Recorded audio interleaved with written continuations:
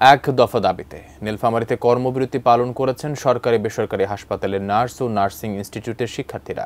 এতে সেবা না পেয়ে ভোগান্তিতে পড়েন রোগী ও স্বজনেরা। নীলফামারী জেনারেল হাসপাতাল থেকে বিস্তারিত জানিয়েছেন প্রতিনিধি মিল্লাদুর রহমান মামুন।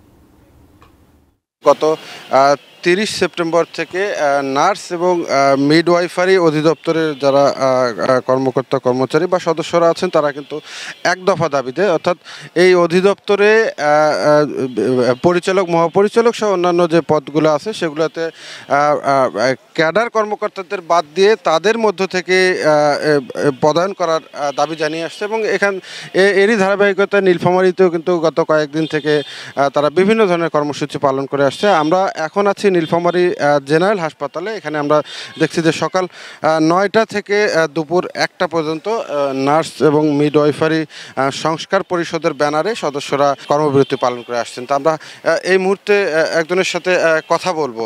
হাসপাতালে ঠিকমতো সেবা পাচ্ছেন, আপনারা তো রাস্তায়, সেক্ষেত্রে ওটা কিভাবে ম্যানেজ করছেন আপনারা? আমরা নার্স, আমরা সবসময়ই মানবিক, আমরা রোগীদের কথা সবসময়ই মাথায় রাখি।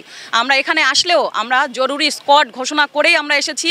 আমাদের ওটি, আইসিইউ, আমাদের এনআইসিইউ, আমাদের ডায়রিয়া ওয়ার্ড, ইমার্জেন্সি যতগুলো সার্ভিস আছে প্রত্যেকটা সার্ভিস দেওয়ার মতো লোকবল আমরা রেখেই কিন্তু আমরা কর্মবিরতি নেমেছি।